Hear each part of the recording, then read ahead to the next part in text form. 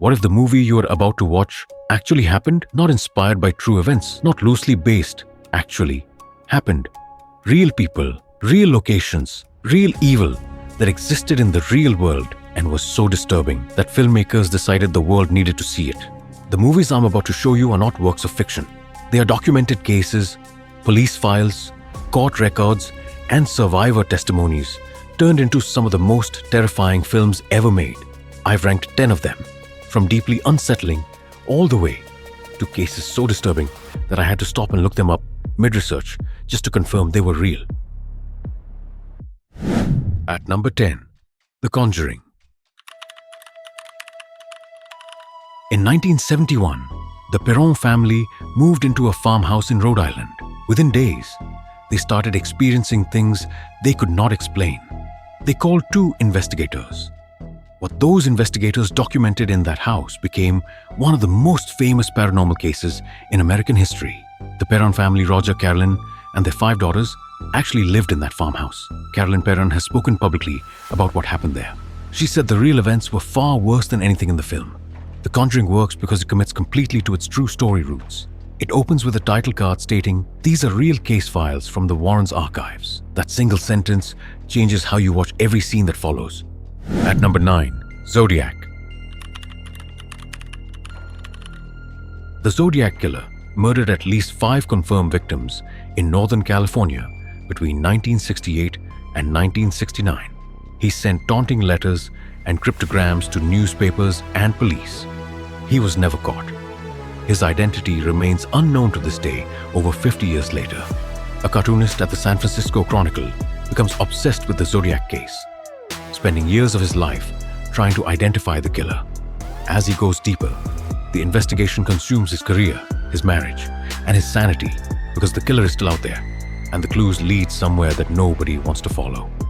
Zodiac is not a horror film in the traditional sense. There are no jump scares, no monsters, but it is one of the most genuinely terrifying films ever made because of what it represents. At number 8, Wolf Creek. Ivan Milat murdered at least 7 backpackers in the Belanglo State Forest in New South Wales between 1989 and 1992. In 2001, British backpacker Peter Falconio disappeared on an outback road. His body was never found. These 2 cases together inspired one of the most brutal horror films Australia has ever produced.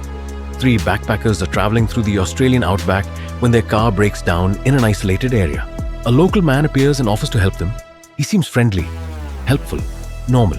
That is the last normal moment any of them experience. What follows is a survival horror film that feels less like fiction and more like a documentary of something that actually happened, because in many ways it did. Wolf Creek is disturbing for one specific reason. The villain Mick Taylor is not supernatural. He's a man, a normal-seeming, local, helpful man. At number 7, Monster. Eileen Wuornos was a highway prostitute in Florida who killed 7 men between 1989 and 1990. She claimed every killing was self-defense. Prosecutors disagreed. She was executed by lethal injection in 2002. 2 days before her execution, she said on camera that she would be back, that the world owed her. Monster follows Aileen from her early life, through her relationship with Tivia Moore, through the killings, and through her arrest and trial. Charlize Theron won the Academy Award for this role, gaining 30 pounds and becoming physically unrecognizable to portray Wuornos. The film does something dangerous and fascinating. It makes you understand how someone becomes a monster without ever asking you to forgive them for it. The horror of Monster is not blood or violence. It is empathy. The emotional discomfort in this movie is the real horror. It stays with you for days. At number 6, Changeling. In 1928, Christine Collins reported her 9-year-old son, Walter, missing. 5 months later, police returned a boy to her claiming it was Walter. Christine told them, "This is not my son." The LAPD responded by having her committed to a psychiatric institution to silence her. The real story of what happened to Walter was far worse than anyone imagined. As a detective investigates separately, he uncovers a rural property that holds the answer to what happened to Walter and to dozens of other missing boys. Changeling works on 2 levels of horror. The first is what happened to the children, which is genuinely monstrous. The second is the institutional horror of watching a grieving mother be systematically silenced, discredited, and imprisoned by the very people who were supposed to help her. Both horrors are real, both happened, and the fact that the LAPD did this to protect their own reputation makes the second horror arguably worse than the first.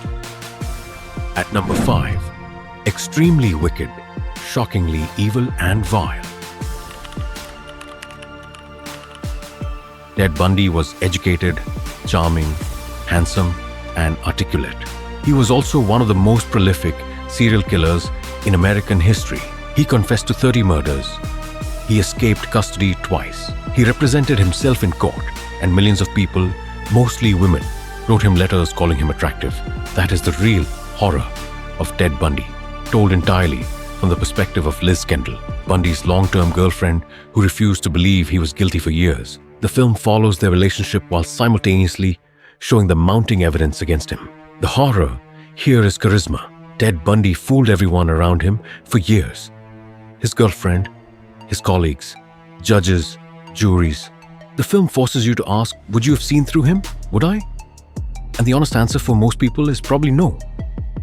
At number 4, The Girl Next Door.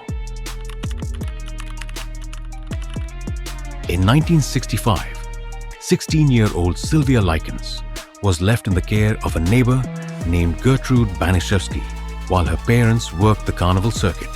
What happened to Sylvia over the following months was so brutal that the prosecutor who tried the case called it the worst crime ever committed in Indiana. The film based on her story is one of the most disturbing things I have ever watched. Sylvia and her sister are placed with Gertrude and her children while their parents are away. Gertrude begins abusing Sylvia, first verbally, then physically. She allows her children and neighborhood kids to participate. The abuse escalates over months to a point that's almost impossible to comprehend. Sylvia Likens died on October 26, 1965. She was 16 years old. This film is not for everyone, and I say that seriously. We're down to the top 3. Make sure you're following the channel. And if you're enjoying this, drop a like to support the video. At number 3, compliance. Between 1995 and 2004, a single caller phoned fast food restaurants across 30 US states, impersonating a police officer. He convinced managers to strip search female employees. It happened over 70 times. In the most documented case, a manager complied with instructions for over 3 hours. The caller was eventually caught. He was acquitted of all charges. The woman he victimized received a settlement. Nothing else happened. A caller phones a fast food restaurant claiming to be a police officer. He tells the manager that one of her employees is suspected of theft. He instructs the manager to detain the employee and carry out a search. The manager complies and continues to comply for hours. This film, rated R, incredibly difficult to watch, documents how authority, trust, and social compliance can be weaponized against completely ordinary people. Compliance is the most psychologically disturbing film on this list because it contains almost no violence. Number 2, The Exorcism of Emily Rose. In 1975, a 23-year-old German woman named Anneliese Michel died weighing 30 kilograms, the weight of a child, after 67 recorded exorcism sessions conducted over 10 months. Her parents and 2 priests were convicted of negligent homicide. The tapes of her exorcisms still exist. They have been heard by investigators, journalists, and clergy. Nobody who has heard them agrees on what they recorded. A young college student begins experiencing violent seizures and disturbing visions. Medical treatment fails. A priest performs exorcism rites. The sessions are recorded. After her death, the priest is put on trial for negligent homicide, and the recordings are played in court as evidence. The film unfolds as a courtroom drama and a horror film simultaneously. The Exorcism of Emily Rose is the only film on this list where the evidence was literally played in a court of law. The real audio recordings of Anneliese Michel's exorcisms have been released publicly. Number 1, Deliver Us from Evil. Ralph Sarchi is a real NYPD sergeant who worked in the South Bronx. He documented cases throughout his career that he believed had supernatural explanations. Father Gary Thomas is a real Catholic priest trained in Rome as an official exorcist who worked with Sarchi on multiple cases. Both men are still alive. Both men stand by everything documented in Sarchi's book, which this film is based on. deliver us from evil is terrifying for a reason. Most people miss it as told entirely from the perspective of a skeptic who becomes a believer. Ralph Saatchi was not a religious man. He did not want a supernatural explanation. He looked for rational answers for years, and he could not find them. When a hardened New York police officer, someone who has seen everything, says he witnessed things he cannot explain,